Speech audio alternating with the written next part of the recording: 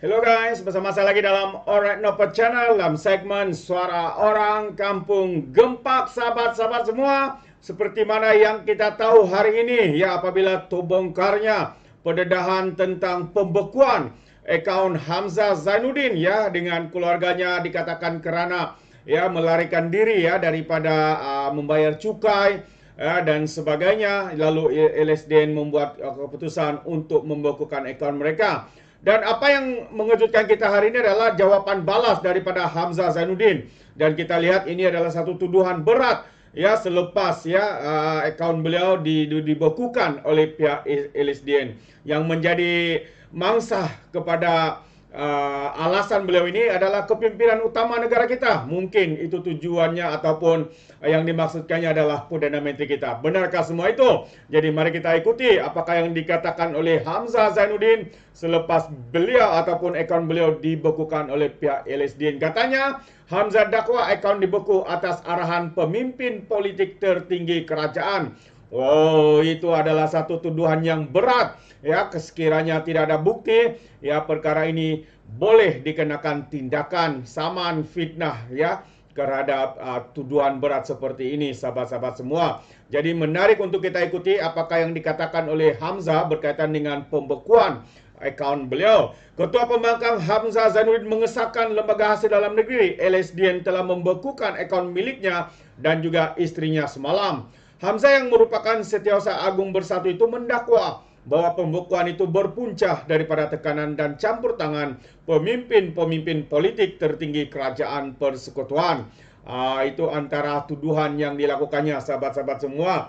Memang setiap tindakan, ya, setiap perlakuan yang dilakukan, ya, pasti ada imbalannya, ya. Jika Anda, ya, menyembunyikan untuk tidak membayar cukai dan sebagainya, pastinya LSDN akan mencari. Dan saya percaya ini adalah kerana kebobrokan tindakannya sendiri, bukannya atas arahan seperti yang dikatakan oleh pemimpin ini. Tambah Zainuddin lagi, pembekuan ini yang kemudiannya disebarkan kepada media merupakan usaha terdesak kerajaan pimpinan Anwar Ibrahim, katanya, untuk terus menekan pimpinan PN yang semakin mendapat kepercayaan rakyat. Mendapat kepercayaan rakyat sangat, kan? Malah apa yang kita tahu makin ditolak kerana makian, kerana fitnah, kerana permainan sentimen bangsa dan agama. Tambah lagi, ia juga satu taktik kotor berterusan bagi mencipta persepsi buruk terhadap Perikatan Nasional, terutama yang selepas sokongan majoriti rakyat beralih kepada PN yang memenangi 146 daripada 245 kursi DUN baru-baru ini, katanya dalam satu kenyataan hari ini. Semalam pembekuan itu dilaporkan berkaitan dengan siasatan ISPRM yang sedang dijalankan terhadapnya. Hamzah berkata pendakwaan politik terhadapnya serupa seperti kes melibatkan pengerusi PN Muhyiddin Yassin yang kini berdepan 4 pertuduhan salah guna kuasa berkaitan program Jana Wibawa ketika dia menjadi Perdana Menteri. Pada 15 Ogos lalu, Mahkamah Tinggi melepas dan membebaskan Muhyiddin daripada 4 pertuduhan itu. Dia menyamakan, kononnya dia seperti tuduhan yang dikenakan kepada Muhyiddin. Tapi perlu diingat, sahabat-sahabat semua, Muhyiddin bukan dilepaskan kerana dia didapati tidak bersalah di dalam skandal salah guna kuasa di dalam program Jana Wibawa ini, tetapi ya dilepaskan oleh mahkamah kerana kesalahan ataupun kesilapan teknikal.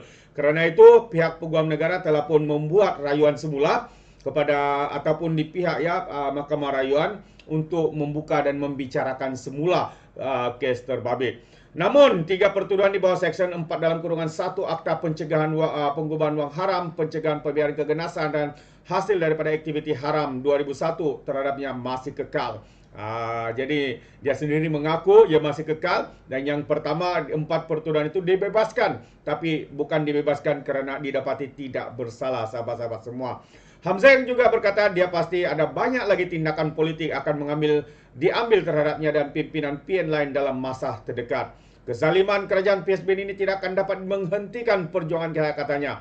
Sementara itu, Hamzah berkata dia telah menyerahkan surat tuntutan kepada kerajaan, ISPRM dan Ketua Pesuruhjaya Azam Baki. Peguam saya sedang menyediakan kertas-kertas tindakan untuk tujuan memulakan tindakan mahkamah terhadap ISPRM, Ketua Pesuruhjaya ISPRM dan kerajaan kerana mengheret nama saya dalam kes pendakwaan yang tidak kena mengena langsung dengan saya, katanya. Wah, itu antara merasakan mereka hebat, sahabat-sahabat semua, merasakan kononnya mereka tidak terlibat di dalam perkara-perkara seperti ini.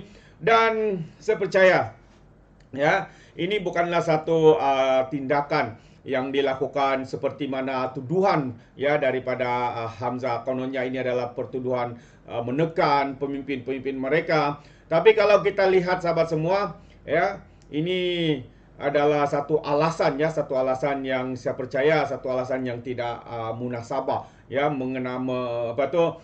menyalahkan orang lain atas tindakan dan keputusan yang mereka lakukan sendiri.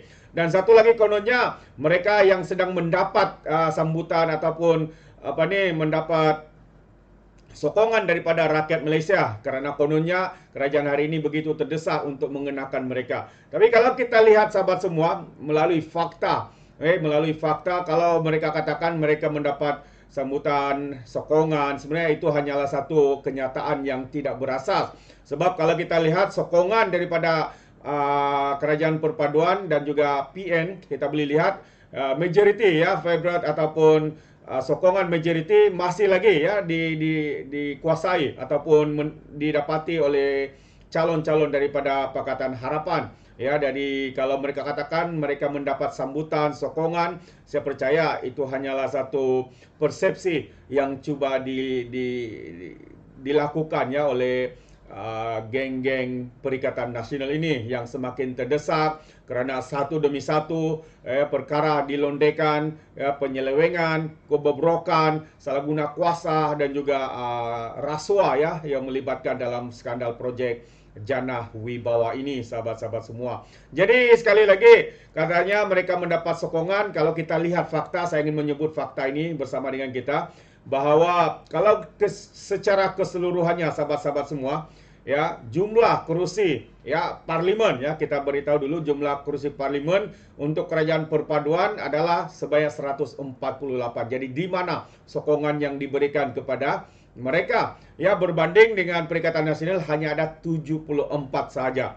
74 berbanding 148. Dan kalau juga kita lihat dalam Dewan Undangan Negeri, katanya mereka mendapat sokongan ya melebihi daripada sokongan daripada calon-calon kerajaan perpaduan. Jadi mari kita lihat kerusinya, sahabat semua. Ya, kerusi yang ada kepada kerajaan perpaduan hari ini sebanyak 392 kerusi. Ya, lebih tinggi ya berbanding dengan apa yang dikatakan kononnya ya oleh dinyatakan oleh siapa ni? Hamzah Zainuddin, kononnya mereka lebih banyak. Saya ini faktanya. Kalau kita lihat kepada fakta ini sebenarnya 392 dan DUN untuk Perikatan Nasional hanya 208 dan PN ya kurang 46.9% ya sokongan. Maksudnya sokongan rakyat Malaysia kerajaan perpaduan itu masih tinggi berbanding dengan Perikatan Nasional. Untuk parlimen kurang 50%. Maksudnya 2/3 ya adalah daripada kerajaan perpaduan sebanyak 146. Jadi di mana katanya PN disambut, disokong oleh rakyat? Itu hanyalah satu alasan yang saya percaya, satu alasan yang hanya mau membina persepsi kononnya mereka disokong oleh rakyat, tapi sebaliknya tidaklah sebegitu apa yang mereka nyatakan, sahabat-sahabat semua. Itu pandangan saya. Bagaimana pula dengan Anda semua di luar sana? Anda boleh berikan komen dalam ruangan komen, tapi ingat, komen dengan cara berhemah. Jangan menjadi seperti walaun-walauntit, lebay-lebay dan juga geng sapu bersih ya, apabila mereka ni memberikan komen penuh dengan hasutan, kebencian dan juga fitnah melampau. Sepertinya mereka tidak punya otak, mungkin karena otak mereka tertinggal di dasar Laut Cina Selatan.